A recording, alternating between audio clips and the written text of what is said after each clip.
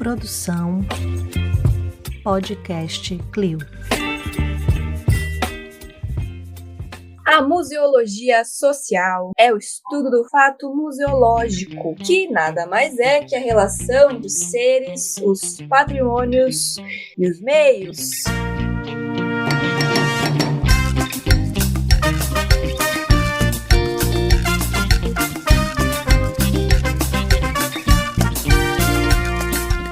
E nos meios de hoje, Museanders, nós vamos conversar sobre um tema muito preferido aqui entre os nossos ouvintes, clubista eu também. Vamos falar sobre educação museal nos museus universitários. E o que tudo isso aí, os meios, né, como eu disse, o que os meios todos têm a ver com a educação museal nos museus universitários. Bora lá? Então, hoje estamos aqui, quem vos fala é Marina Gouveia, e comigo temos a maravilhosa ruiva cobreada, Juliana Gueiros. Alô, Brasil! Brasil! Eu nunca vou cansar de falar assim nesse microfone novo, gente. Ai, é muito legal. Como vocês estão? Em universitários, museanders universitários que sofrem em museus universitários ou não, ou que gostam de museus universitários. Vamos conversar sobre isso. Maravilhosa Marina também, perfeita, linda. Belly dancer, que eu esqueci a palavra em português. Ela tá muito gringa. Eu sou muito gringa, meu. É por isso que ninguém gosta de mim na Bahia, porque eu sou muito paulista às vezes. Mas. Como vocês estão? Vamos começar. Bora, obrigado pela parte que me toca, Belly Dancer. E também temos aqui o maravilhoso, magnífico, insuperável Gustavo Nalva. Olá, queridos ouvintes, tudo bem com vocês? Insuperável me pegou aqui de jeito, viu? Tá complicado. Mas é isso, tamo aí, Ju. Tamo aí na atividade. Queria também aprender os inglês aí pra poder falar, se confundido com gringo. Chegar na balada falando em English, sabe? E arrasar. Gente. Inclusive, Juliana, sempre, toda vez que pudermos ressaltaremos isso. Juliana já fez curso de armênio, inclusive também na USP. Sim, exatamente. Eu não sabia dessa. Como não? Não sabia? Não sabia dessa. Garota, passado. Era meu curso favorito. Era a melhor parte da USP, era a aula de armênio. Inclusive, Lucinê, beijo pra você. Eu sei que você não ouve, mas muito obrigada. Eu sabia que você estudava letras. Era isso, não era? Eu trazia em armênio. Fiz algum... Olha, eu não sabia. Que legal. Pois é. Agora, se você perguntar alguma coisa, já não lembro mais. Mas posso tentar lembrar depois. Não vou perguntar, não. E só pra passar a palavra, eu acho que a gente tá fazendo a gente tá muito... Como é o nome? Quando a pessoa tá muito enviesada pra uma parte, né? Porque já é o segundo... Se não fosse o plantão museando, ia ser a dobradinha de educação museal que a gente ia falar aqui, né? Eu acho que o museano está muito enviesado. É a parte mais legal mesmo. Vai fazer o quê? Eu também acho. Também acho. Tá com duas educadoras aqui, vai falar. Vou fazer se bem que é legal também, conservação de papel, viu? Beijo, Marina, minha professora de conservação. Vou chamar você logo mais. Chama aí. Eu não vou. Talvez. Eu só tô esperando minhas férias pra eu chamar o pessoal da ETEC lá pro lado de turismo com a gente, pra não dar bandeira. Enfim, e quem é o nosso ilustríssimo convidado de hoje? Tá aqui fazendo a piada do vamos perguntar aos universitários. Eu adorei essa piada. Temos aqui também magnífico, maravilhoso, esplendoroso autor de vários textos, Maurício Silva. Bem-vindo. Valeu, gente. Boa noite, bom dia ou boa tarde, dependendo aí da hora que a pessoa estiver nos ouvindo. Gostaria primeiramente de agradecer o Gustavo, Marina, a Juliana pelo convite e por essa oportunidade de estar aqui e poder falar um pouquinho do nosso trabalho, falar um pouco de nós, né, como profissionais de museus. E esse convite, a Marina trabalhou um tempo com a gente no MAI, ela passou ali pela experiência, depois ela pode falar um pouco da sua perspectiva, da sua avaliação no nosso educativo. E naquele momento a Marina já tinha comentado, Mal, a gente tem um podcast, eu não gostaria de repente falar sobre algum assunto. E aí estávamos numa live e a Marina fez um comentário e eu por acaso achei que a Marina estava no MUBI, né? Mas era o outro museu. E no MUBI tá em cartaz com uma exposição da Niede Guidon. E aí eu mandei uma mensagem pra Marina, falei, ei Marina, você tá no MUBI, legal, tô a fim de ir aí levar a nossa equipe. Ela, não, Mal, não é o MUBI, né? É o outro. É o MUBI3. É outro museu. Bom, mas isso chegou perto, só tinha um 3 ali no meio. Mas nos conectou novamente e voltamos a falar dessa questão e sobretudo porque eu tenho ouvido bastante vocês, viu? Adorei. A gente fica feliz quando temos ouvintes e entrevistados que participam aqui. Sim, muito legal, muito obrigada. E o momento que eu mais ouço, sabe quando é? Na academia. Eu achei que você ia falar lavando louça, sei lá, né? Ainda bem que a gente não faz muita piada aqui. Imagina a gente fazer uma piada bem, né, bem certeira no momento que ele tá subindo o supino aqui, ó. É só assim pra aguentar a academia, né, amigo Maurício? Só assim, que pelo amor de Deus. Só assim, pra não ficar ouvindo o povo gemendo ali, a gente tem que ouvir algo, né? Porque senão fica o povo lá gritando, puxando peso. E eu vou na academia por necessidade, né? Não é por nenhum desejo aí, né? De querer transformar o corpo. Porque vai passando a idade, a gente tem que se movimentar, né? Fortalecer os músculos. Mas, bom, obrigado aí pela oportunidade.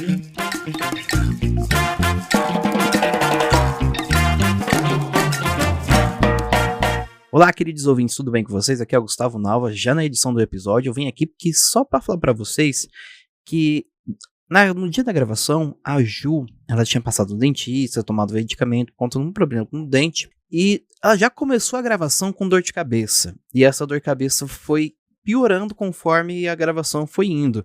Então, no meio da gravação, ela não conseguiu mais estar com a gente ali, né, por conta da dor, e ela saiu, né, da gravação, avisou pra gente e saiu. E a gente meio que esqueceu de falar isso na gravação.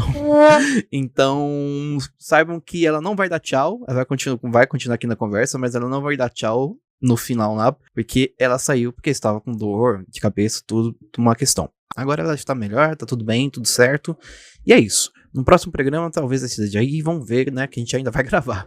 Mas tudo certo. Beijo e fiquem aí com o episódio.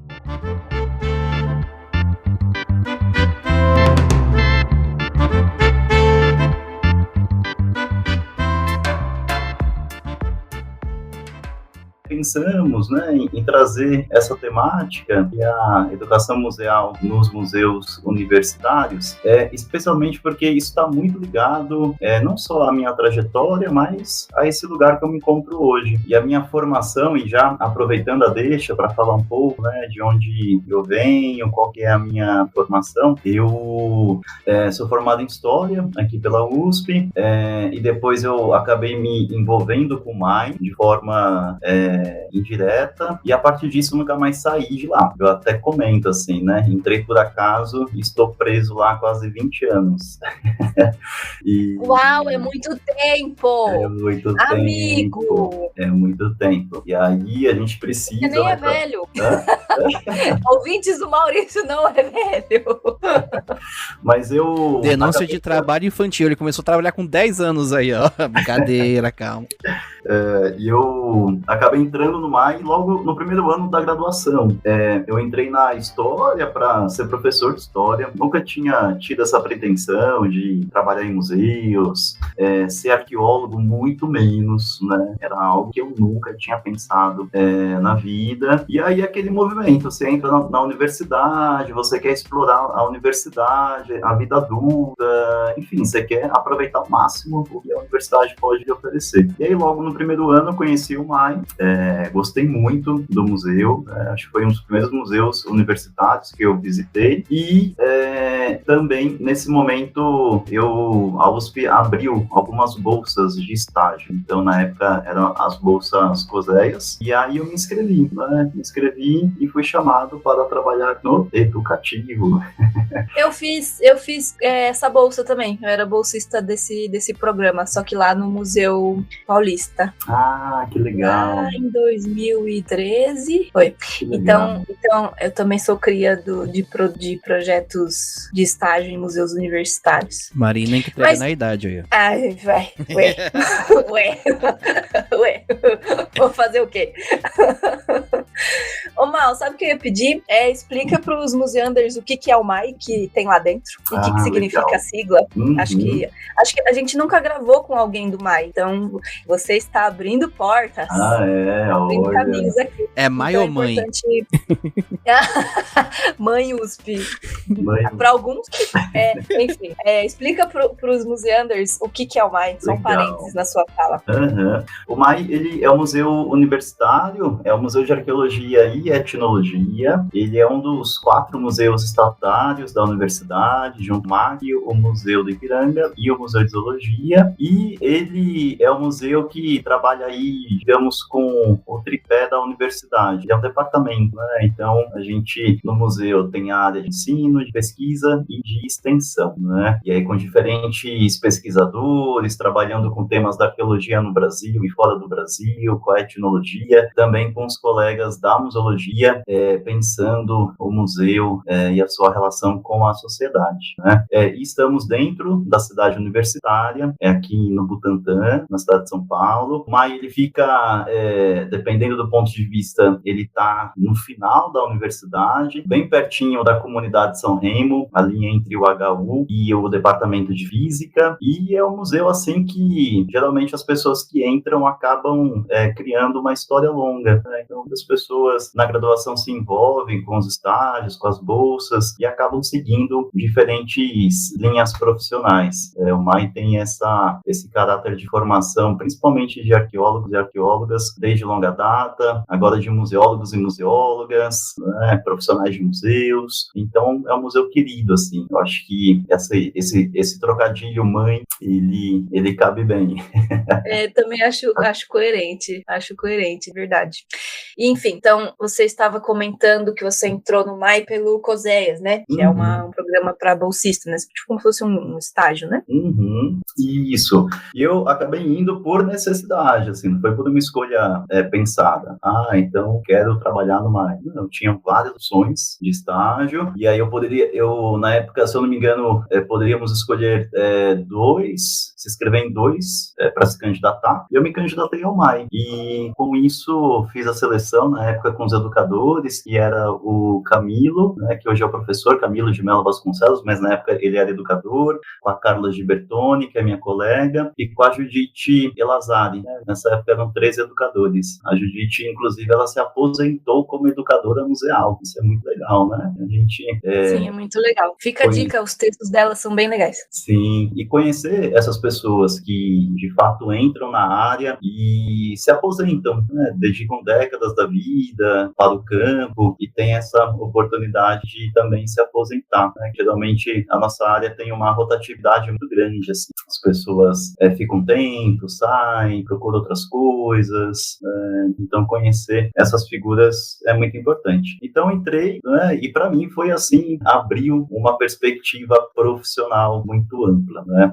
E a partir disso eu fiquei tão estimulado, fui realizar estágio em outras instituições e acabei rodando bastante em São Paulo. Então passei pela Pinacoteca de São Paulo, pela Bienal, trabalhei em 2 bienais de arte contemporânea, que também foi muito transformador, que a minha visão de arte era bem, digamos, ela ia até um determinado período, né? Na minha formação, eu estudei a vida toda em escola pública, então eu tinha parado ali na arte moderna, né? Digamos assim. E aí, quando a gente conhece a arte contemporânea, é um mundo, né, que se revela, você fala, uau, né, como nunca tinha entrado em contato com isso, né? Que bagulho louco, bicho. É um negócio louco. Porque, só, desculpa interromper, mas eu tô revendo essa parte com o conto do curso que eu tô fazendo, e assim, parece que as coisas vão seguindo uma linha, assim, sabe, de conceitos até chegar na arte moderna. A arte moderna, que você já tem a fotografia, que você não tem que retratar fielmente o que tá ali, negócio vral, dadaísmo, tchau, nossa.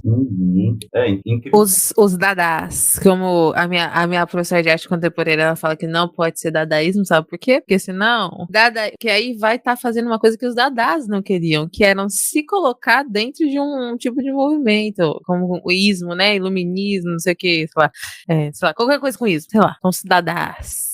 Um negócio que eu aprendi, que eu fiquei na minha cabeça, querer repassar isso pra vocês aí, galera. Enfim, nada a ver. Vamos lá, continua, Maurício. Que legal. Vamos aqui continuar com o nosso papo Dadá. Seria legal, né? Imagina uma conversa dadaísta, né? Como seria? A museana não foge muito disso às vezes, né? Às vezes a gente começa a falar umas coisas que... Não é muito difícil, não, viu? Making off aqui, se a gente não fizesse uma pautinha para seguir a vida aqui da nossa conversa, acho que facilmente viraria algo muito próximo da proposta dos dadaístas.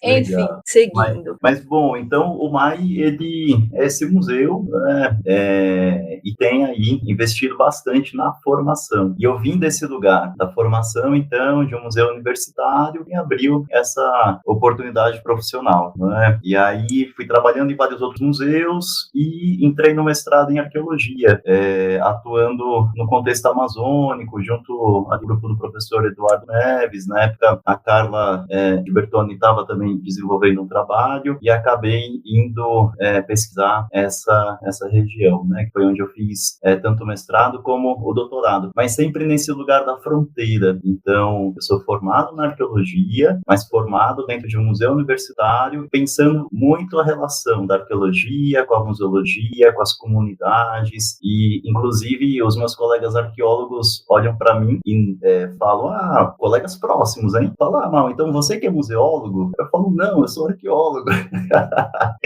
E aí, bom, aí já dá aquela crise, né, de identidade profissional. E os colegas da museologia também falam, não, você não é museólogo, você é arqueólogo. Eu falo, caramba, eu tô nesse lugar da fronteira disciplinária. E durante muito tempo, assim, foi um certo... A gente fica um pouco se perguntando, mas hoje eu vejo isso como uma potência, vejo como uma força para que a gente consiga olhar os nossos campos disciplinares de uma forma mais da margem, sabe? A gente olhar um pouco de uma forma dadaísta. Brincadeira. De uma forma menos tão imersa, né? Eu acho que dialogando com diferentes campos, com diferentes áreas. Então eu brinco, eu falo que eu sou esse arqueólogo formado no chão de fábrica de um museu, né? Isso vai Justo. Um olhar. Eu também vejo mais no sentido da potência mesmo. Até lembrei do episódio que a gente gravou com a Tereza Parente. Ela é da arqueologia e estava nessa turma aqui do meu ano, né, do mestrado em museologia. Então ela tem essa ligação também. Ela atua bastante com projetos de arqueologia e educação patrimonial. Enfim, é bem interessante. Fica a dica, Museander, o episódio com a Tereza. Eu acho muito interessante a ligação que precisa ser evidenciada entre esses campos de atuação, né, do museu, da museologia e arqueologia, e o museu nisso. Não necessariamente museologia tem uma ligação estrita com o museu, né? Então, a arqueologia pode se valer da museologia e vice-versa. É muito legal. E o que eu queria também comentar é você contando a sua história, e eu me identifiquei um pouco com ela no sentido de quando eu entrei para fazer lazer e turismo, eu não sabia o que era a faculdade de lazer e turismo, não esperava que me levasse aonde eu tô hoje. E o meu primeiro estágio foi também, como eu falei, no COSEIAS, lá no Museu do Ipiranga, também no educativo. E foi lá que eu falei, nossa, que legal, eu quero fazer isso, quero trabalhar com isso. Até tentei trabalhar em outros lugares, também explorando as possibilidades que a universidade traz, né, fazer alguns estágios em lugares diferentes, mas também não durava muito. Então, fui direcionando os estágios, né, a vida de trabalhadora pro chão do museu também, que a gente costuma chamar o educativo o chão do museu, nessa comparação com o chão de fábrica. E, nesse sentido de ser o chão de fábrica, a educação museal ser considerada o chão de fábrica, talvez numa forma um pouco injusta, vamos entrar agora no nosso assunto, né? Então, a gente a gente está aqui conversando com o Maurício, educador há muito tempo, e tem uma experiência bem interessante de trabalhar com educadores de várias gerações, tanto os anteriores quanto os mais recentes, né? Esses projetos de bolsa da USP continuaram. Enfim, vamos pensar então nessas diversas formas, né, de pensar, de praticar, de planejar o fazer da educação museal, né? Pensando em pluralidade e no acolhimento dessas pessoas que vão começar, talvez, uma vida profissional, né? Para mim e para o Maurício foi essencial esse estágio, ambos em museus universitários, né? Então, aí a gente já vê uma luzinha apontando, assim, que esses programas são essenciais, assim, são muito importantes para a formação, não só acadêmica, né, como pesquisadores, que é o viés da USP, mas como profissionais do campo, né? O que tens a comentar sobre isso, Maurício? Uau, muitas coisas. Mas só antes, voltando um pouquinho, você comentou da Maria Tereza. A Tereza, ela foi minha contemporânea, começamos juntos. Olha aí, olha aí. Tereza é uma parceirona, vida, assim, uma amiga muito querida, maravilhosa, uma super arqueóloga, museóloga e uma pessoa incrível, que eu também aprendi muito com ela, que já assim, conecta com o seu comentário, Marina, em relação a esses jovens que chegam nos museus, muitas vezes sem se dar conta do que é um trabalho educativo numa instituição museal. Então, essa experiência, ela vai proporcionar muitas camadas de aprendizados, né? E uma coisa que eu vejo que é muito interessante nos museus universitários, primeiro também é a convivência com os colegas. Então, você acaba convivendo com colegas de outros cursos, de outras origens, com outras formações, e isso também se torna um processo de formação para nós como profissionais, né? Então, ao longo da minha trajetória, como você comentou, a gente aprende sempre com os mais velhos, mas também com os nossos colegas contemporâneos. E você comentou da Tereza, ela foi uma pessoa importante, assim, também na minha formação, em termos de troca, em termos de prática, esse movimento que nós fazemos, muitas vezes de acompanhar a forma como o outro realiza uma mediação, como ele implementa uma atividade educativa, né? Acredito muito que a nossa formação como educadores, ela tem essa parte teórica, mas a prática, ela é fundamental. E essa prática que se dá nesse cotidiano, né? De você observar como um determinado colega aborda um tema, como ele media, como ele aguça a sua escuta, porque, sobretudo, a educação museal é a nossa capacidade ali, naquele momento de 2 horas, de escutar e criar conexões com o repertório desses grupos, né? Então, cada grupo ele é único, cada grupo ele carrega uma série de vivências, e para a gente justamente sair dessa visita discursiva, dessa visita que cai num lugar fácil, né, da gente explicar uma série de questões, como que criamos conexões e sentidos com esses jovens estudantes, né, para que as pessoas possam falar. Ô Maurício, deixa eu aproveitar uma coisa que você falou aí, encaixar uma coisinha no meio, tá? Desculpa até cortar o raciocínio. Na última gravação que a gente teve com o Adson Pinheiro, ele fala uma coisa que pegou na minha cabeça, que eu até coloquei lá como destaque no post, né? Que era que o pessoal que trabalha com educação patrimonial tem que aprender a ouvir. Não, né? Você tem que escutar e ouvir, que são 2 coisas diferentes. Que escutar, qualquer um escuta. Quem tá ouvindo o podcast aqui, tá escutando a gente. Escutar, a gente vai ouvir escutando. Mas ouvir já é uma coisa diferente. Isso pro museu universitário, né? Porque o Adson, ele falou num contexto de políticas públicas, né? né? Que ele foi secretário de cultura lá de Fortaleza. Mas nos museus universitários também tem essa diferença entre escutar e ouvir? Sim, a todo momento. E durante a prática com os públicos, eu acredito que esse é o nosso maior desafio, né?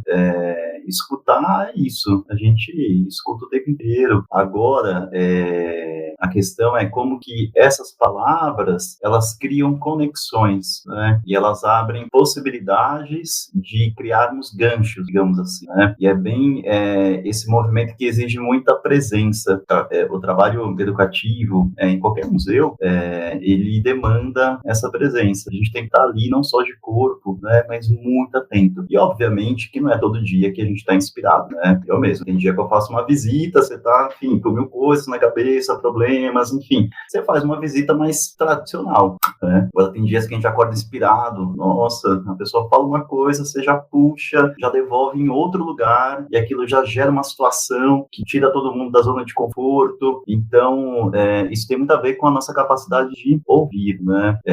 E não só para o campo da educação museal. Hoje, esse é o desafio do século XXI de qualquer área de conhecimento, qualquer campo científico, é justamente a nossa capacidade de sairmos um pouco de cena e podermos ouvir outras questões, outras epistemologias, outros saberes, para que a gente possa alargar o nosso campo, né? E pensando no acolhimento desses jovens, né? Voltando um pouco no que a Marina tinha comentado anteriormente, que é muito legal, né? Nos museus universitários, é isso, a gente muitas vezes é a primeira instituição museal que vai receber esses jovens, 8, 19 anos, né, que nunca estiveram nesse lugar. Então, isso demanda dos profissionais da instituição uma escuta, né, essa capacidade de ouvir muito atenta, porque a gente tem que lidar com uma diversidade muito grande, né, de formações, pessoas, e, ao mesmo tempo, ocupar esse lugar que é o lugar da formação, né? Então, como que a gente propõe uma formação que lide com a diferença e, ao mesmo tempo, esteja conectado com os objetivos institucionais, né? A gente não pode perder isso de vista, né? E na USP tem acontecido, não só na USP, né? Agora, porque a USP, infelizmente, foi a última universidade que implantou a política de cotas, né? Então, ela demorou bastante aí para transformar a sua cara e, finalmente, agora é incrível, gente, assim, eu tô, né, preso lá na USP há vários anos. Eu vejo, assim, essa mudança a cada ano, ela é nítida. Então, a gente vê corpos diferentes, pessoas diferentes, de regiões, de formações. Isso é muito legal, né? Esses alunos que estão carregando nos seus corpos histórias que são histórias que saem desse lugar da norma, né? Essa norma que sempre foi muito intensa nas instituições e na ciência, esse lugar, né, do masculino, da branquitude, da cisgeneridade, enfim, da heterossexualidade, da classe média. Então, hoje, os estudantes, assim, é impressionante, né? São muito diversos e também são muito afiados com essas pautas. Isso também é incrível, né? Que a galera já chega com os dois pés no peito, né? E para a instituição é muito bom, né? Porque aí a instituição também precisa, como que a gente lida com esse movimento que está batendo aqui na nossa porta? E isso vai acelerando essa transformação necessária, né? Então, a universidade, do ponto de vista discente, ela mudou muito. Do ponto de vista das carreiras técnicas, ainda pouco. E da carreira docente, muito pouco, né? Então, a gente espera que, no futuro, possamos ter aí também outros corpos circulando nessas outras carreiras. Mas, então, receber, né, formar esses jovens tem um papel, assim, muito, muito incrível. Passa pelo lugar da escuta, que passa pelo lugar dessa sensibilidade de você ler também as necessidades. Então, no caso do Educativo do Maia, a gente tem diferentes bolsistas, cada um vai no horário, mas o único pré-requisito para que a pessoa possa estar conosco é participar da nossa formação, que acontece toda quinta-feira de manhã. E é justamente nesse momento que vamos ler textos de forma conjunta, chamar convidados, fazer visitas técnicas, e o tempo inteiro essa formação ela vai se modificando, porque as questões e as pautas, elas também têm se alterado, e a gente precisa estar muito atento a isso, né? A gente tem que se renovar, tem que trazer novas discussões, novas temáticas, especialmente do ponto de vista aí dessa mudança da sociedade. Há tão almejada mudança, né, para que o museu ele possa exercer o seu papel social, né, que a gente tanto fala, né? Então, e uma outra questão, né, que isso hoje também tem diminuído, mas durante muito tempo a educação museal, os educativos sempre foi esse lugar que acolheu essa diversidade de pessoas, né? Isso acho que valeria ainda, acho que vale muitos estudos e pesquisas para a gente entender, né, quem são essas pessoas que optaram pela educação museal nos museus, né, e não pela área de conservação, ou pela área de curadoria, ou pela área de pesquisa nos museus, né? E eu tenho algumas hipóteses, assim, nesse sentido. Meu gato tá passando aqui, né, vocês estão vendo. O pessoal que tá ouvindo não tá vendo, né, mas tem um rabo gigantesco aqui passando na frente. Aqui a gente é cat friendly. Todo mundo, olha. E então, os educativos nas instituições museais sempre foi o lugar em que essa diferença ela esteve presente. E aí a gente pode lançar um olhar histórico até para a própria educação no país como um todo, como que a educação no Brasil ela nasce no lugar voltado para as elites e, consequentemente, ela vai perdendo esse prestígio, né, ao longo das décadas. E aí também tem toda uma crítica feminista nesse sentido que é bem legal, que mostra o quanto que esse campo ele foi sendo destinado às mulheres, especialmente por esse dom natural do cuidado, né? Então, as mulheres têm um dom, né, de cuidar, elas naturalmente se dão bem com crianças, enfim, tem uma aptidão. Então, isso foi levando o campo educacional para esse lugar e, consequentemente, os salários, as carreiras, elas foram sendo menores, né, menos pagas, né, de forma menor por conta desse machismo que a sociedade ela carrega. E se a gente olha para o campo da educação museal, né, quem são as pessoas que estão ali? A gente vai ver que, na sua maioria, são pessoas que vêm de classes mais baixas, né, são pessoas aí com diferentes marcadores sociais da diferença. Eu quando eu entrei no educativo, né, e hoje olhando para essa história, não foi tanto uma escolha, né, eu quero trabalhar com educação museal. Acho que foi a condição daquele momento que me permitiu. Eu precisava de uma bolsa para permanecer na universidade e foi o lugar que me acolheu naquele momento. Então, antes eu trabalhava numa loja de CDs, lá na Galeria do Rock. Aí estudava à noite e aí conseguia a bolsa do MAI, continuei trabalhando um pouco ainda nesse lugar, e aí foi conseguindo outros estágios. E aí, de fato, entrei no campo dos museus. E eu lembro que nessa época tinham muitos colegas que iam fazer os campos arqueológicos. Então, no mês de julho, de férias, passava um mês em campo. E eu tinha muita vontade, né? Mas eu não conseguia. Por quê? Porque eu também tinha estágios em outras instituições. E eu nunca conseguia conciliar a minha agenda. São pessoas que acabaram aí se formando mais nesse campo da pesquisa, dessa pesquisa mais tradicional, digamos assim, dentro da arqueologia, né? Então... Posso fazer só um adendo, Mal, nesse ponto que você tocou? Claro. A pesquisa, até, enfim, no geral, né? Quem pode ser pesquisador, porque às vezes você não tem bolsa, então a bolsa de pesquisa também pode ser insuficiente, então já aponta ali uma questão econômica, né? De possibilidade de ser um pesquisador. E aí, no campo da educação museal, eu vejo que tem se consolidado, assim, consolidado até uma palavra um pouco escorregadia nesse campo, porque ele está sempre em transformação muito rápida, assim. Mas eu vejo que a educação museal é um campo muito frutífero para pesquisas práticas.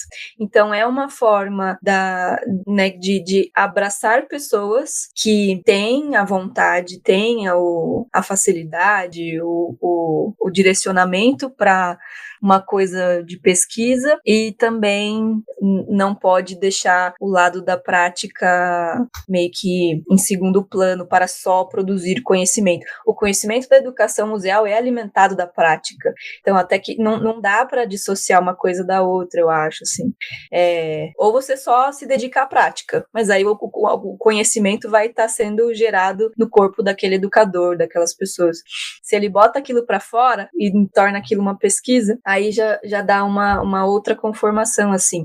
Mas há essas duas possibilidades, quiçá outras, né, de campo de pesquisa enquanto acadêmica mesmo, pesquisa acadêmica e pesquisa de investigação, de tentativas, erros e acertos e testes nos campos das práticas de educativo, nas estratégias, enfim, nos conectores, nas mediações e como a gente faz isso. Então eu fiquei pensando bastante nisso que você comentou das suas hipóteses, né, porque que o educativo é esse lugar que contempla a diversidade. Eu acho que é o lugar que é composto pela diversidade, ele precisa dela, se alimenta da prática, e não costuma ser, não precisa ser tradicional como as outras áreas do museu. Você vê, assim, tem pessoas cada vez mais discutindo sobre isso, mas no educativo é sempre o lugar que vem as ideias que o resto das equipes do museu torce o bico, sabe? E vem trazer um monte de criança que baba no acervo, que bota a mão, que sei lá, que vai quebrar. Também tem muitas hipóteses e pessoas que comentam, escrevem sobre, né, porque que as outras áreas são ainda mais tradicionais do que a área da educação, da educação museal, né? Mas é isso, eu acho que é o espaço da criatividade, é o espaço do fazer, é o espaço do teste, é o espaço do público, é o onde as espaço pessoas da vida estão, humana né? ali. É isso. É o espaço da vida humana, é o espaço da expressão ali. E aí faz todo sentido pessoas diversas encontrarem suas conexões ali com os museus, né? Nesse campo. A gente tem uma fala aí que é meio famosa, que eu já ouvi várias pessoas falando, que quem trabalha em museu, né, principalmente na museologia, vamos dizer assim, pode trabalhar no museu de qualquer assunto, né? Então, por conta dessas conexões... mas é isso, por conta das conexões que os assuntos permitem, né? E aí, o educativo tem essa prática de promover conexões entre as pessoas, os acervos, os afetos, as memórias, as referências, enfim. Eu fiquei pensando bastante nisso, porque é real, né? Talvez os outros setores precisassem se promover aí, fazer umas políticas afirmativas, institucionais, para promover diversidade nas outras áreas de museu, né? Então, Marina, isso que você traz pra gente é interessante, porque, de fato, os educativos carregam essa marca de pessoas diversas formações, até por conta do domínio, né, que essa prática ela demanda, né? Então você está ali para justamente estabelecer conexões, né? E para isso, quanto mais diverso a equipe, quanto mais diversas formações, quanto mais diversa as experiências das pessoas que estão nesse lugar, teremos mais êxito nesse sentido, né? E eu penso, eu vou fazer uma fala muito enviesada, assim, de uma pessoa que foi formada nesse lugar, que está nesse lugar, que faz a gestão de uma área nesse lugar, mas o educativo dos museus é o campo mais potencial das instituições museais em todos os sentidos, né? Todos, né? Por quê? É justamente o espaço que é a conexão com a realidade, é a conexão com as demandas externas, é a conexão com os desafios, é a conexão com a transformação da instituição, é a conexão de novas pautas que podem serem introduzidas dentro do museu, de novas demandas, de movimentos sociais, enfim, é o lugar quente dessas instituições. Só por outro lado, internamente, a área educativa muitas vezes é a área que tem menos voz internamente, né? Como você comentou, né? Lá vem o pessoal do educativo, né? Lá vem esse pessoal querer criar moda, enfim, né? Por quê? Porque de fato ainda tem um pouco essa marca colonial na nossa sociedade em relação ao próprio papel da educação no Brasil como um todo, né? Então o tempo todo a gente precisa reafirmar o óbvio, a gente precisa defender a nossa área, a gente precisa defender pautas que muitas vezes são pautas que já foram superadas, mas que o tempo todo elas acabam retornando, não é? Então as pessoas que acabam se envolvendo com esse lugar, elas também têm esse desejo, na sua grande maioria, não só de transformação da instituição, mas de transformação da sociedade. Então você vê, são pessoas engajadas com várias outras pautas, são pessoas muitas vezes ligadas a movimentos sociais, com a educação, né?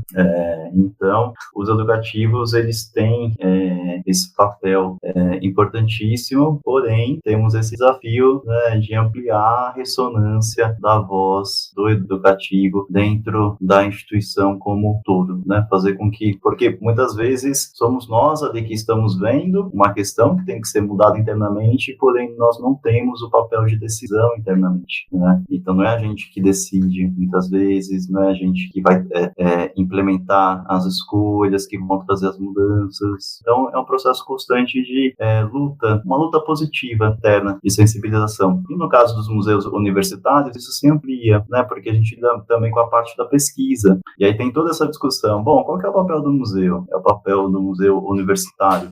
Se voltar para a área de pesquisa ou para a área, digamos, mais de extroversão ou de conexão mais ampla com a sociedade, né? Na universidade, isso o tempo inteiro volta e, consequentemente, também a extensão, ela sempre teve um peso um pouco menor se comparada com o ensino e com a pesquisa. Isso hoje também tem mudado. Eu acho que a pandemia foi um choque coalhão, assim, na universidade, né? Porque, bom, estávamos todos trancados em casa, achando que ia sair na rua e morrer, né? Enfim, todas aquelas questões que a gente passou, né? E muitos problemas acontecendo, né? Todo o abismo da desigualdade social veio à tona naquele momento. E nos deparamos, né? Com uma visão que a gente não tinha ideia, né? Pessoas negacionistas, pessoas que não acreditavam na ciência, não acreditavam na vacina. Então, isso foi muito importante para que as universidades, de fato, elas se dessem conta da importância da ciência ocupar as ruas, né?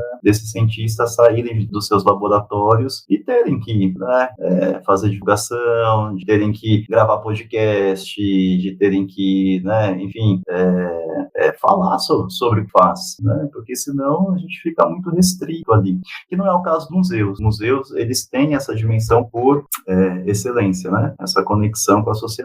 Mas dentro da universidade ainda, a gente encontra essas barreiras, né? De uma ciência mais engajada, uma ciência que está conectada com as pessoas, que está conectada com as ruas, que tanto ouvindo como também divulgando, né? Falando o que tem feito, né? Então, os educativos dentro dessas instituições têm um duplo papel, um papel para fora e um papel também interno, né? A gente também realiza uma educação museal internamente. Sim, e essa parte também não é a Globo não mostra, mas existe sim um trabalho interno, com certeza. Eu queria comentar, pensei muitas coisas aqui e vou comentando, né? Sobre a questão da educação museal ainda ocupar um lugar de menos prestígio.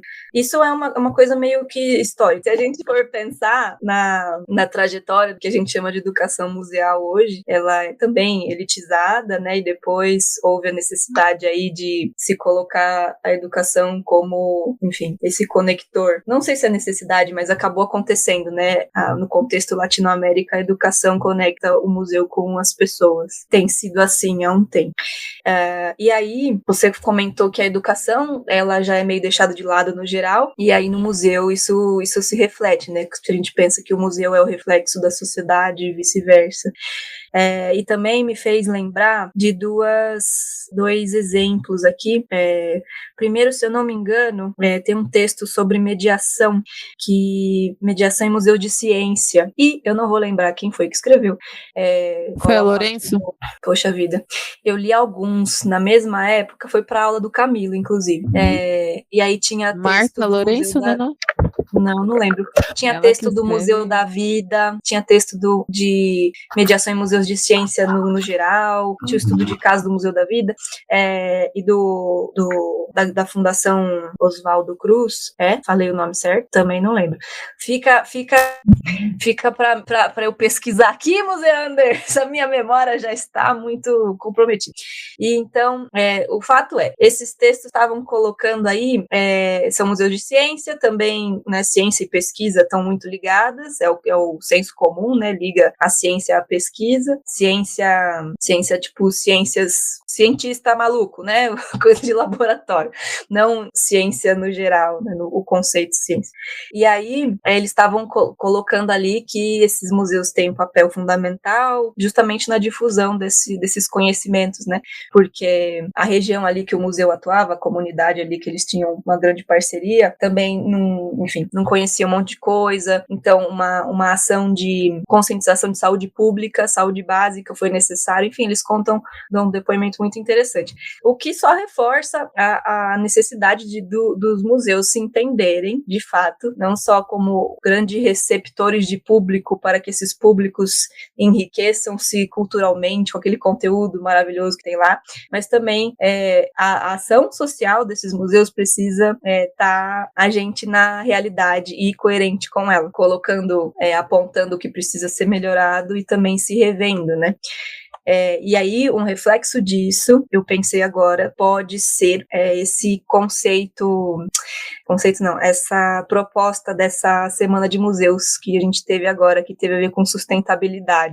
E aí, havia a galera quebrando a cabeça. Como é que os museus se entendem no conceito de sustentabilidade? E aí a gente teve a conversa com a Fernanda, né, do Museu da Energia, que foi uma conversa maravilhosa, a gente também, assim, nossa mente explodiu. A Fernanda mostrou que não é só fazer as lixeirinhas coloridas, né?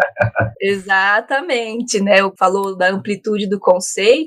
E assim, como a gente vai falar de conceito nos museus, seja de qual assunto for, como a gente fala de sustentabilidade nos museus, sem pesquisar, sem estudar e sem expor, conectar e dialogar com as pessoas, para que esse tema provocou a gente de uma forma que foi, a gente teve que ir lá estudar, entender o que é então a sustentabilidade. Não é só reciclagem, não é só fazer a latinha colorida, não é só reaproveitar material, não, é um conceito amplo, enfim, vai lá, Museander, dá uma ouvidinha naquele episódio, tá maravilhoso. A gente teve que pesquisar e entender como é que isso se colocava nas nossas realidades e se perceber enquanto espaços não sustentáveis, de diversas maneiras. E aí, provoco aí, né, a programação das semanas de museus, quantas delas não são do educativo? Eu não sei, eu tô jogando a pergunta aí, se a gente for fazer uma pesquisa, quantas programações ali, pensando sobre sustentabilidade, vieram de outros setores, como que o setor de pesquisa pode ser sustentável, como ele pode ser acessível, como ele pode ser inclusivo, como o setor da conservação, do restauro pode ser acessível, inclusivo e por aí vai, sustentável, né? Como que a gente faz isso? Mas aí é só você pegar a relação das atividades, você vai ver que é tudo educativo. Basicamente tudo educativo. O educativo é a ponta de lança do museu. É ele que tá na frente. Sim. É ele que ele é basicamente chão de fábrica, né? Que a gente fala. Porque toda vez que tem que acontecer alguma coisa no museu, sempre a primeira coisa que acontece é com o educativo, né? Desde corte até retratação. Aconteceu alguma coisa no museu, vai lá, o educativo faz um textinho lá, joga no chat GPT aí pra gente fazer um textinho pedindo desculpas, alguma coisa assim. É o educativo. O educativo é a mão de obra, a grande mão de obra, assim. Não que as outras não sejam importantes. Não, todas são importantes, desde a conservação até o pessoal da limpeza, que é importantíssimo. Mas acaba que o educativo sempre é a ponta de lança do museu, né? É a frente. Sim, eu não vou dizer que toda a programação da Semana de Museu é de educativo, porque eu não fui lá ver. E também para não ser injusta. Vai que algum museander fala, eu fiz! Eu propus um negócio muito legal. Eu sou conservador, restaurador de tal museu da Pinta Manhã Gabinha do Oeste e fiz um negocinho lá. Aí tá bom, beleza. Pra vocês a gente pede desculpas. Isso. Mas se você propôs uma coisa muito legal, venha conversar com a gente e falar sobre essa atividade, Leander. Vai ser muito legal. Mas Marina, você já deixou uma boa dica aí, um ótimo eixo de pesquisa. Vamos olhar para essa programação e vamos entender quem é que tem mobilizado a Semana Nacional de Museus nos últimos anos, né? Qual é o setor dessas instituições que tem de fato se engajado e que tem feito esse esforço, né? Que é um esforço, assim, da gente pegar o tema que é elegido e de trazer isso para as nossas instituições. E essa temática da sustentabilidade é uma temática incrível, né? Que ela nos convida para, digamos, como a dona Dona Hadley fala, ficar com o problema, né? E a fala da Fernanda foi ótima, eu ouvi também, né? A Fernanda é uma super profissional, incrível, e trouxe muitas questões pra gente, e a sustentabilidade é um desses temas contemporâneos e que, né, tá em todo lugar, mas que precisamos também olhar com uma certa crítica, assim, né? Porque é uma discussão internacional e também nasce aí com esses países, digamos, desenvolvidos, um pouco jogando o problema para nós, né? Falando, olha, Brasil, né? Vocês que têm a Amazônia, aí vocês têm que preservar a Amazônia, porque aqui a gente já destruiu um pouco tudo, né? Então agora vocês que têm que segurar o mundo, né? E claro, temos um papel importantíssimo nesse sentido, mas as pessoas precisam também se implicar no problema, né? A sustentabilidade, ela demanda a preservação, a conservação, mas também que essas pessoas que estão nesse lugar, elas também implementem outras políticas, né? Como o pessoal na América Latina tem comentado sobre o decrescimento. A gente precisa implementar políticas para que o mundo, ele desacelere. Não dá para a gente continuar consumindo da forma como consumimos, não dá para a gente, os países industrializados, somente jogar o problema para outros países, né? Para que eles continuem tendo o seu modo de vida, né? Eu que trabalho com comunidades ribeirinhas, eu penso bastante nisso, assim, né? Com essas comunidades tradicionais. E essas comunidades também querem mudar, né? Querem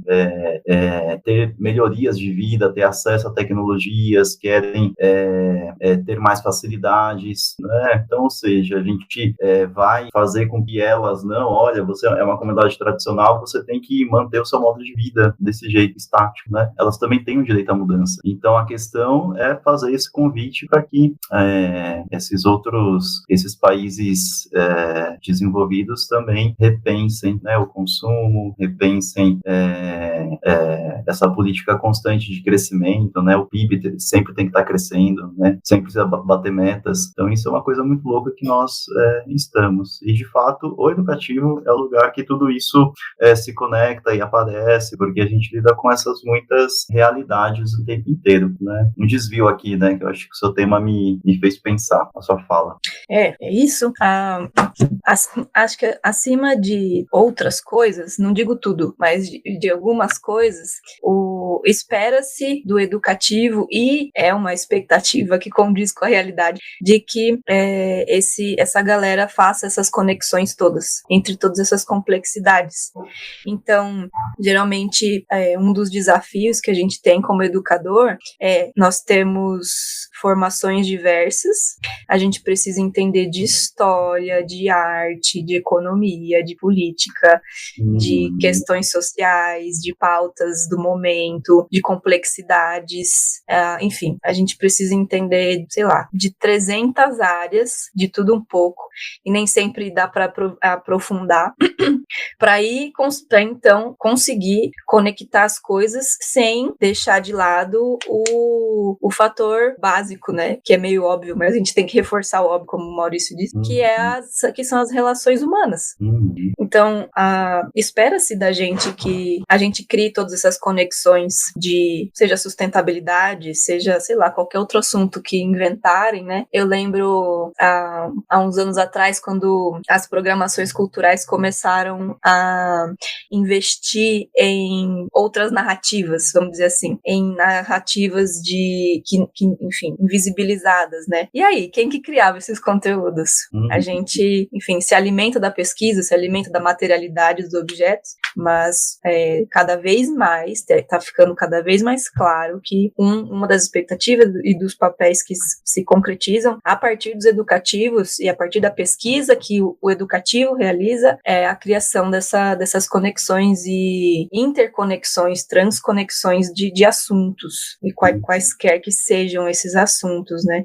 Seja esse das populações ribeirinhas até enfim, como as populações ribeirinhas coletam, sei lá o que, coletavam e agora não coletam mais porque está acontecendo um fenômeno climático que está impedindo isso, e esse fenômeno climático é impulsionado por uma ação humana lá no Quiprocó do Sul, do outro lado do planeta. Enfim, a gente tem... Estou inventando aqui. A gente faz tudo isso, ainda pinta, borda, conta história, fala com a criança, Corta fala com o EVA. adolescente, corta EVA, fala com o idoso, fala com o idoso que tem Alzheimer, o que não tem, a criança que conversa, a criança que não conversa, enfim. É isso. Mas você acha que muita coisa. eu tenho uma. Na verdade, é uma. Bom, vocês sempre sabem que eu tenho várias brisas malucas, mas eu tava pensando esses dias, você falou na questão, né, da gente ter esse tato com a cultura material enquanto também educadores, né? Justamente porque a gente meio que utiliza de. Não sempre, claro, mas assim, coisas materiais, muito entre aspas, assim. Mas enfim, qualquer suporte de informação, né? A gente usa suporte de informação, documentos, monumentos, enfim, whatever. Mas eu tava pensando que às vezes os museus são só, tipo, uma grande dualidade histórica. Mas por que eu digo isso? Porque a gente sabe, a gente sempre fala aqui que historicamente os museus, eles são pautados muito, eles foram construídos através de, não só, mas principalmente de espólio, né? Dentro da historiografia a gente pensa que basicamente o museu começou com coisa roubada, ou seja, com coisa que é minha. É meu, você não pode tocar. Então, assim, dentro dessa imagem, dessa imaginação enquanto museu, tipo assim, do que se constrói enquanto entendimento de museu, eu vejo muito uma necessidade realmente discursiva de individualidade, de posse. E aí chega com essa palhaçada aí de museologia social que quer comunicar o que eu tenho. Que palhaçada é essa? Então, tipo assim, eu penso muito que o educativo, ele acaba sofrendo vários boicotes estruturais, justamente por causa desse passado ainda muito de posse, de meu. Não, tem que comunicar, mas desse jeito aqui. Não, mas, se eu tiver que cortar alguém, vai ser dessa parte aqui que pega e torna plural tudo que eu tenho aqui que é meu. Entende? Faz sentido o que eu tô falando? Não sei se faz sentido o que eu tô falando, mas... É o exercício de poder, né, nos discursos. Exato. E, tipo, eu acho que essa dualidade acaba sendo, muitas vezes a gente vê acontecendo, mas eu acho que a gente acaba sempre caindo num sim e não. É tipo assim, numa dualidade realmente de tipo, de pode e não pode. Tipo assim, porque, véi, os educativos são os que sofrem a gente acabou de falar isso, as violências maiores de tudo, assim, de várias coisas. Mas também é o principal local onde essas trocas e essa construção de conhecimento acontecem. Então, por quê, sabe? Porque ainda não se valoriza desse jeito, porque ainda se vê de uma forma fetichista várias outras coisas, assim, dentro dos processos museológicos, assim. Eu entendo que é muito porque realmente o museu tem esse passado que ainda carrega demais, tipo, essas rusgas de é meu, eu consegui, questão de realmente de posse, de ter algo, e que a comunicação disso que se tem, assim, dentro dos museus mais tradicionais, tô falando, viu, gente, esse aqui é mais uma ideia mais realmente pautada na cultura material, né? Alô, porque Museu Britânico. Museus. Existem vários outros tipos de museus, etc., que fazem museologia de diversas outras formas, tá? Isso aqui é só uma questão realmente desses museus que ainda ficam nessa narrativa de realmente só expor, assim, né? E aí acaba trazendo para a comunicação, enfim, talvez não tanto a importância que se tem justamente porque se procura boicotar, já que se tem esse passado de é meu, individualista, é também de mostrar, porque sempre foi, né, dentro dos gabinetes de curiosidade, falar, olha o que eu tenho, olha o que é meu, mas também é até certo ponto, né, também para todo mundo, entendeu? Eu tenho meio que essa noção, assim. Sim. Olha, Ju, uma coisa interessante, não é um dos filtros que eu estou analisando lá no material de pesquisa que eu coletei nas entrevistas pro mestrado, mas tem aparecido. E aí, numa pergunta que eu enfim, não estou pesquisando isso, mas aparece. A maioria das pessoas falam em seus depoimentos que a gestão, né, institucional, ela valoriza mais o objeto. Então, sei lá, como você vai explicar isso, se é uma relação fetichista com o objeto e o símbolo de poder que ele tem, sei lá, o que é atribuído a ele, né? Sim. Não tá aprofundado isso. Mas se a gente pensa que os museus ainda atuam nessa chave de o objeto é a centralidade, apesar de a gente ter lá todas as declarações pedindo querendo que isso mude, né, que a centralidade volte, né, seja mais equilibrada e faça sentido o público nessa relação também, a gente ainda tem uma longa estrada pela frente, porque as pessoas que gerem o museu, os museus no geral, os museus tradicionais, né, ainda tem essa ideia, esse tradicionalismo de o objeto ser a estrela da coisa, mas ao mesmo tempo é necessário que as pessoas vejam esse objeto. E aí, por que o museu quer que essas pessoas vejam esse objeto? Tanto para justificar, patrocinador alcançou tantas pessoas, dá mais dinheiro.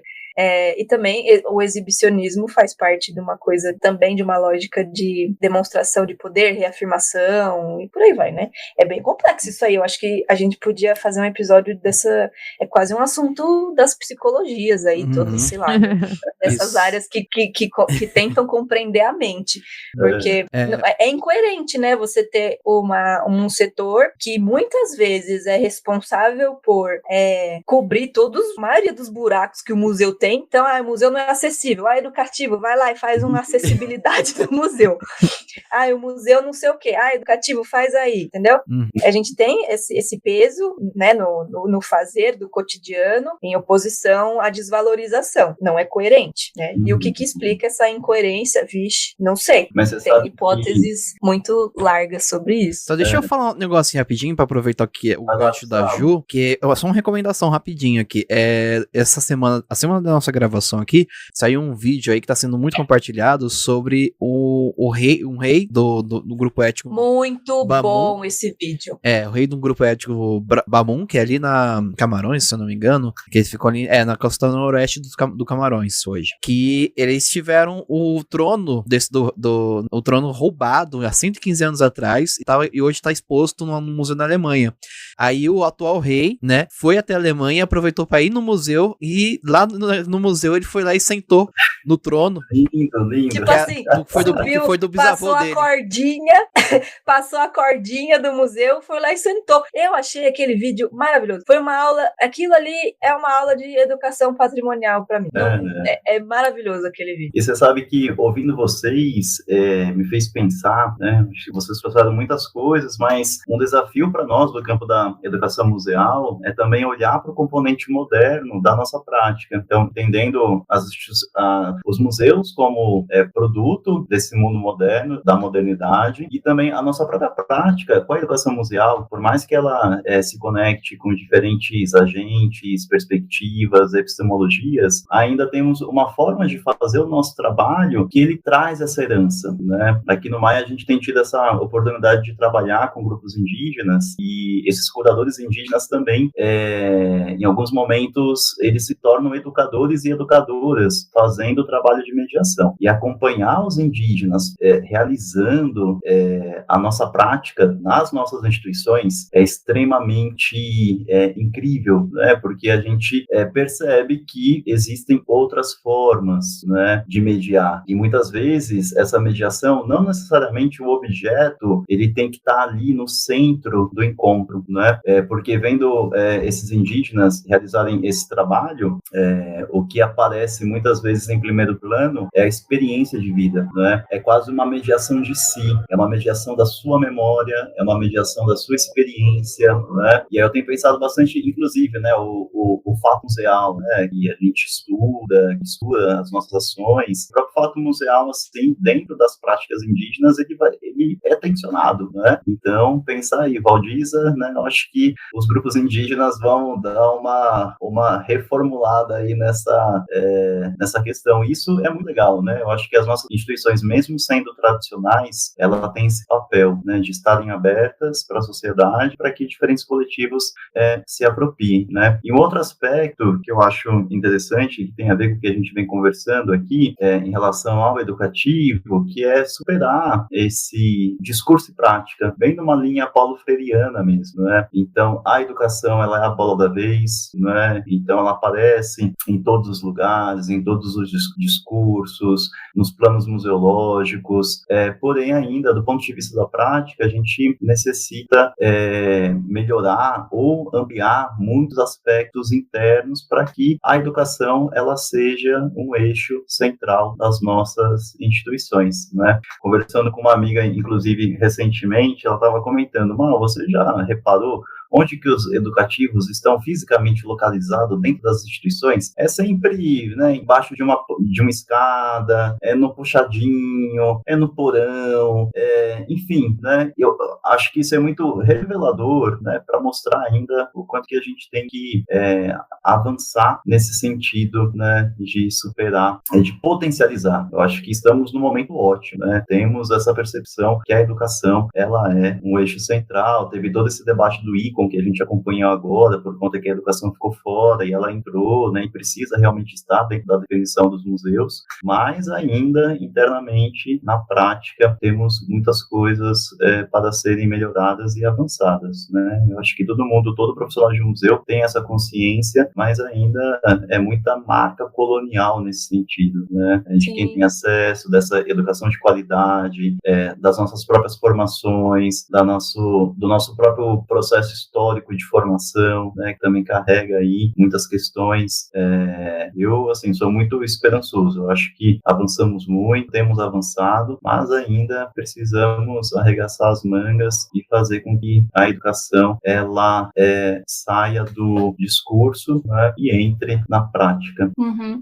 Eu acho que a Fernanda Castro, como educadora, ter alcançado uma posição muito relevante no IBRAM é um sinal dessa mudança e uma possibilidade para abrir caminhos para quem quer arregaçar as mangas, né, e fazer funcionar muita coisa. Então, a minha esperança também é positiva, né? Tem sido, tá ficando, né? A gente passou por um tempo meio obscuro e agora essa nomeação dela para estar lá no IBRAM, à frente do IBRAM de várias pautas, né? Não só do educativo, mas de tudo. Simboliza muito para mim, isso é pessoal, né? Por ser mulher, ser educadora, enfim.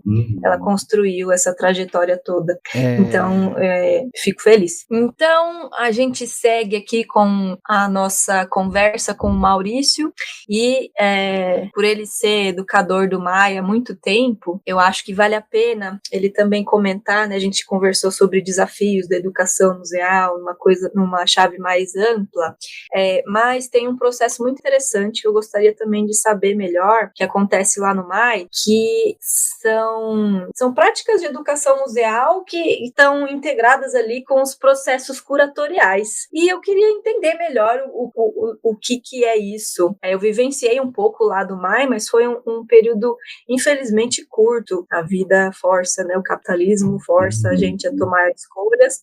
O Brasil me obriga a beber. E por isso, eu gostaria que o Maurício contasse um pouco mais quais são, como que acontece esse vínculo entre a educação museal e os processos curatoriais no MAI. E se, por um acaso, eu estava presente quando estava acontecendo e não sabia.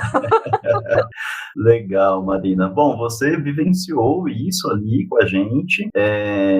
Talvez não tenha ficado tão evidente, porque a exposição ela já estava em cartaz, né? Mas o MAI, isso é uma característica dos museus universitários, né? Por estarem na universidade, que é esse lugar da pesquisa, do ensino, da extensão, da experimentação, da inovação, consequentemente isso reflete bastante na nossa prática. E o MAI, desde longa data, ele tem uma característica que é envolver o educativo no processo curatorial desde o início, né? Porque geralmente o que acontece, eu também já trabalhei em várias outras instituições no educativo, então como que era o processo? Então você tinha ali o curador, o especialista que concebia a exposição, uma semana antes o educativo começava a se preparar para atuar naquela exposição, e de repente 2 dias antes da abertura a gente fazia uma conversa com o curador falava, beijo, me liga, bom trabalho, né? É isso.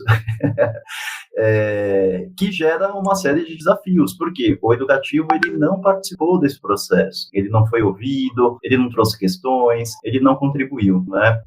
E no MAI, por ser um museu universitário, e isso desde longa data é praticado, na medida do possível, a nossa área, os profissionais se envolvem junto com os curadores, com outras áreas também, a conservação, a documentação, a expografia, para pensar na concepção da exposição como um todo. Então, isso traz muitos benefícios, né, para a criação da plataforma educativa, porque você está vivenciando o processo, você traz também questões público que muitas vezes o pesquisador ele não tem essa dimensão, isso faz com que ele reveja o seu discurso curatorial. Então, é um processo de troca, é um processo intenso, né, que também tem muitas disputas, tem muitos embates, mas no final o resultado ele acaba sendo muito rico. E aqui eu gostaria, eu acho que vale a pena a gente mencionar, isso é uma luta da professora Cristina Bruno desde sempre, né? Então ela desde o antigo PH, ela entende a educação como uma área e um processo integrado a todas as outras dimensões desse processo curatorial museológico, né? Não é uma atividade que está relacionada com o fim, né? Não é somente, gente, a exposição está para abrir, vamos lá, educadores, bora estudar que daqui a pouco vocês vão receber escolas. Não, você está desde o início ali debatendo, ajudando na seleção do acervo, trazendo questões, olha, talvez esse tipo de texto não vai funcionar, porque a tipografia, ela está ruim, né, para quem tem baixa visão, enfim, então acaba contribuindo bastante para o processo educacional como um todo. E essa última exposição que está em cartaz, eu já deixo aqui também a dica para quem ainda não visitou o MAI, é a exposição Resistência Já, Fortalecimento e União das Culturas Indígenas, Cainguém, Guarani-Andeve e Terena, e foi justamente isso. Durante 2 anos, o educativo acompanhou todo o processo, junto com a professora Marília e com outros colegas da instituição, com os parceiros indígenas, pensando, né, como que seria a plataforma educativa para essa exposição autonarrativa, né? Então, os museus universitários têm esse potencial. É algo que não acontece em todos os museus universitários, acho que vale a pena também a gente frisar, mas eu acredito que é um movimento importante que a educação museal ela deve pleitear e ela deve também sensibilizar, né? Precisamos fazer parte desses processos, né? Todos nós somos curadores, né? O trabalho de mediação, ele é um trabalho de curadoria, né? A gente faz curadoria o tempo inteiro, olha que chique, né? Então, uma visita mediada, ela é uma curadoria, ela é um recorte, e ela é um recorte também com o público também faz seleções, ele faz apropriações desse discurso, então precisamos potencializar isso, né? Então o MAI ele tem essa característica que é muito interessante e que traz muitos benefícios, assim, para o trabalho com o público. Acho que isso se reflete na qualidade das ações que o público tem acesso. E até pensando na questão de formação profissional, que a gente conversou um pouco lá atrás, conhecer processos outros dos museus, além, né, do processo de extroversão e contato com públicos, compõe, né, a trajetória profissional. Então, talvez o adolescente lá, o jovem que está ingressando no museu agora, pelo educativo, conhece outras áreas de atuação profissional através desse contato, né, com um contato integrado com as outras equipes. E, de fato, faz muita diferença. Eu acho que vale a pena também os museus, a gestão, né, se desprender um pouco dessa tradicionalidade que a gente também comentou, para abrir espaço para ouvir os educadores nesses processos de concepção, sim. Tanto, não só, isso pode se estender não só aos museus, mas aos centros culturais aí que tem, por exemplo, suas equipes educativas relativamente fixas, assim, e aí eles só recebem também, mesma coisa, acho que é o suprassumo disso, eles só recebem o conteúdo ali da exposição, estuda um pouquinho e já vai recebendo o público, né? Só vê a exposição quando tá pronta. Aqui em São Paulo acontece bastante. Ainda mais, enfim, por outras questões de características específicas desses lugares que abrigam exposições temporárias, né? Mas os museus têm muita margem para que isso aconteça. Tem que querer. Tem que fazer sentido, tem que querer, né? E aí já acontece, né, em algumas instituições, essa nova exposição da Pinacoteca, né, a exposição do acervo século, acho que é 19 e 20, assim, também teve a participação do educativo, não sei dizer em que medida, se foi desde o início, se foi assim ou assado, aí teríamos que entrevistar alguém de lá, mas eu digo da minha experiência, quando começou-se a falar sobre uma nova proposta de exposição, então a gestão disse, vamos incluir a equipe de educadores e ouvi-los, ao menos. Não sei se atender todas as demandas, né? Mas abrir um caminho para a escuta interna. E aí volta no que você disse sobre educação museal interna, né? Enfim, assunto delicado. Mas eu achei bem legal. Eu não tinha conectado os assuntos, né? Quando você propôs a gente conversar sobre educação museal e processo curatorial no MAI. Eu não tinha conectado que seria concretizado dessa maneira. Foi bem legal. Adorei. Que bom.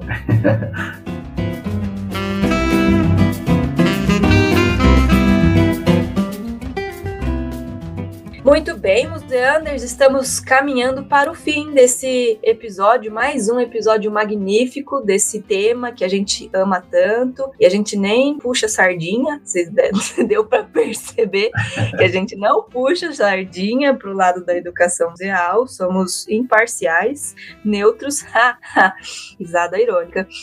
Antes da gente dizer tchau, vamos às indicações. Vocês têm indicações? Aliás, eu gostaria de indicar o episódio da Tereza, que a gente comentou aqui, o vídeo que o Gu comentou do rei sentando no trono, afinal de contas pertence à família dele, maravilhoso ele sentando no trono, nada mais justo. E a gente comentou do episódio da Fernanda também, né, sobre sustentabilidade. Então a Tereza vai falar de arqueologia e de como ela trabalha a arqueologia e os desdobramentos disso, e é o episódio da Fernanda sobre o tema dessa última semana de museus, sustentabilidade em museus. Tá muito legal, tá bom? Essas são as minhas indicações por enquanto.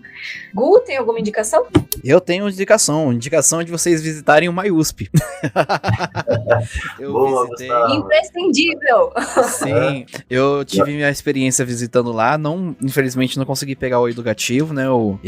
Eu saí de Guaianazes pra ir pro MAIUSP só pra visitar lá, porque eu falei, não, agora tá abrindo de fim de semana, de sábado, eu tenho que tomar vergonha na cara e visitar. Aí eu falei, bom, vou visitar. Porque até um tempo atrás vocês não estavam abrindo de sábado, né? Aí eu não consegui visitar. E o MAI aqui é sempre parceiro com a gente no Instagram, o pessoal compartilhando as coisas, tudo com a gente. A gente tá sempre se referenciando lá no Instagram, né? Então um beijo pro pessoal da social media aí do MAI. E eu falei, não, tem que tomar vergonha na cara e ir lá visitar, né? E visitei, vi a exposição lá. E eu achei muito legal que na exposição você tem peças que você pode pegar na mão, né? Tem um arco que você pode pegar na mão. Tô soltando aqui, vai que não era pra pegar. Mentira, era assim. Tinha a plaquinha lá, tátil. Tinha a plaquinha tátil lá. Sim, tinha a plaquinha lá que a gente podia pegar. Então, tinha um arco, tinha também um monte de coisa assim. Eu achei bem interativo isso, eu gostei bastante. E da história também, de como foi adquirido o acervo, né? Que da década de 50, se eu não me engano, que vão lá aqueles dois pesquisadores. E então, eu achei muito incrível. É um espaço pequeno, né? Eu acredito que não seja o maior museu da USP, mas é um espaço relativamente pequeno e que tem bastante coisa ali. Eu matei umas 3 horas lá dentro. Fiquei umas 3 horas, 3 horas e meia só lendo ali e foi incrível. Eu sozinho, né? Lá, imagina se tivesse acompanhado assim, tanto de uma outra pessoa que visitasse comigo ou do educador, acho que a conversa ia longe. Que legal, Gustavo. Olha só, gente, não foi combinado, hein? Legal, Gustavo, obrigado, viu, aí pela indicação do MAI. E pegando a deixa das indicações, eu tô terminando um livro aqui, que inclusive tá aqui em cima da bancada, aqui, é muito legal, que é O Som do Rugido da Onça, não sei se vocês conhecem, da Micheline Verunsky. É um livro incrível, né? Ela é escritora, ensaísta, historiadora, e ela pega um fato histórico, que foi a visita dos naturalistas Spix e Matthews no século XIX pela Amazônia, e na viagem deles, eles levam crianças indígenas para a Europa, né? Então, dentro desse processo colonial traumático, e ela pega esse fato e traz isso a partir de um romance, mas da perspectiva das crianças indígenas. É incrível, gente, assim, muito muito maravilhoso, né? Ela faz esse giro decolonial e tenta abordar essa questão a partir do olhar da criança que foi ali raptada, né? Que foi vendida e está sendo levada para a Europa. Então vale muito a pena. É um livro assim muito impactante, né? E de preferência não leio à noite, porque eu geralmente estou lendo à noite e você fica com a cabeça mil. Ai, meu Deus. E uma outra dica que eu já comentei aqui um pouco antes, mas no MUBI tá com essa exposição em cartaz, Pedra Viva, Serra da Capivara, o legado de Niedton, que é essa super arqueóloga para arqueologia brasileira, que implantou lá o parque na Serra da Capivara, no Piauí. E, bom, o Piauí pra gente, né, não é uma localidade assim muito fácil da gente chegar para conhecer lá a região, vale muito a pena conhecer também, mas a gente pode aqui em São Paulo, então, entender um pouco desse trabalho de décadas da arqueologia naquela região, mostrando esse processo de ocupação da área há pelo menos aí 50 mil anos antes do presente. E é uma exposição que também dialoga com a arte contemporânea, a gente tem obras de artistas atuais, tem material arqueológico, e o MUBI em si, ele é um espaço incrível, né? Eu gosto bastante ali daquele prédio, é muito legal, né? Fica ali na Rua Augusta, do lado do MIS. Aproveita e já visita o MIS também. Se eu não me engano, agora tá com uma exposição da Tina Turner. Não, né? Bom. Vou pesquisar aqui. Eu vou pesquisar e confirmar. E é isso, gente. Bom, eu quero agradecer imensamente vocês. Pessoal, a gente tá aqui, ó, vocês nem sabem, nem imaginam que hora é, né? Então, prestigiem esse podcast, que essa turminha aí é uma turminha incrível, super dedicada e tá, de fato, fazendo a palavra museal circular em outros canais, né? Em outras situações e fazendo com que a gente se conecte com esse tema em outros momentos, né? Como eu comentei, na academia, lavando uma louça, limpando a casa, ou mesmo só aproveitando para ouvir os colegas e prestigiando os colegas que têm participado. Então, muito parabéns, gente. Vocês estão aí, né, na linha de frente, nesse movimento de divulgação da nossa área e de tudo que está relacionado ao campo museal, né? Fico muito feliz, né, de ver o trabalho de vocês e estou aqui seguindo e também vou ficar enchendo o saco de vocês, indicando e também os colegas, falando, olha, gente, vão lá participar, né? Pode deixar aqui mais, eu vou fazer um trabalho de marca, assim, né? Pode mandar que a gente aceita. O pessoal participe, tá bom? Com certeza. Ó, a exposição desculpa, vou falar. Pode falar. Eu vi aqui, a exposição é da Tina Turner mesmo. Tina Turner, uma viagem para o futuro. Vai até dia 9 de julho. Ah lá, olha só, pra quem curte, marcou a época, aí já entrega a idade, né? Falar, Tá tudo bem.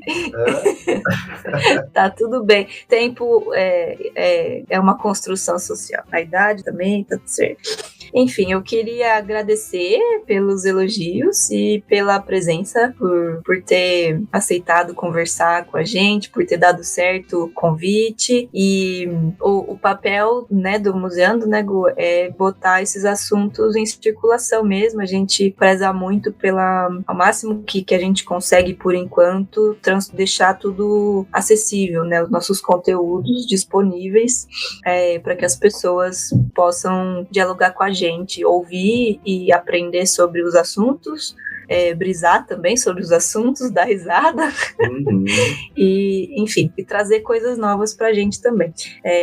Gostamos muito de receber ouvintes aqui, então, se você está nos ouvindo e quer conversar com a gente, é só mandar uma mensagem, e agradeço de novo, e muitas vezes, a troca, a conversa, a escuta também que a gente tem aqui. É sempre muito bom estar entre educadores e trazer a consciência, o nosso papel de escuta, apesar de sermos criaturas que precisamos conhecer muitas coisas, né, de ter muitos conteúdos, né, mas principalmente a gente sabe muita coisa para conectar muita coisa, e a gente conseguiu aqui criar várias conexões muito legais. Então eu sou sempre muito grata aos encontros que essas conversas, esse podcast proporciona.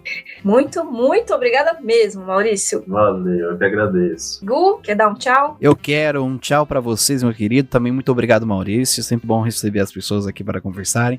Assim, assuntos tão importantes, né, como a educação museal. E eu acho que... assim, nosso foco na hora de gravar Museando, né, é sempre gravar sobre diversos assuntos.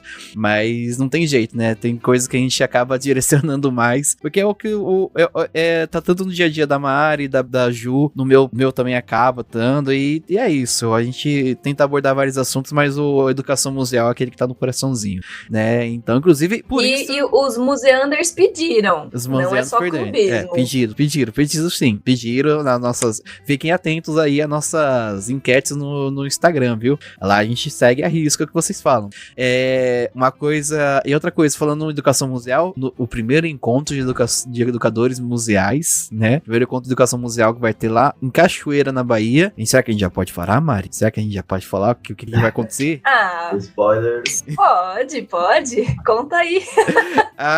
Nós estaremos no dia 6, das 9 a meio-dia, lá em Cachoeira Paulista não, Cachoeira na Bahia. Nós vamos estar lá na mesa 3, falando sobre o nosso projeto, junto com outras pessoas incríveis aí. Então, se vocês estiverem no primeiro encontro de educadores museais e não forem participar de uma mesa, assim, estiverem lá no dia, vai lá na mesa 3 pra gente conversar um pouquinho, pra gente trocar uma ideia, beleza? E é isso. É isso então, Museanders. Agradeço também a vocês, nossos queridos ouvintes. Sem vocês também, isso aqui perde um pouco do sentido. Então, muito obrigado por ouvirem esse episódio, que possamos gravar sempre mais. É isso. Então, a educação museal, os museus universitários e a Museando seguem vivos.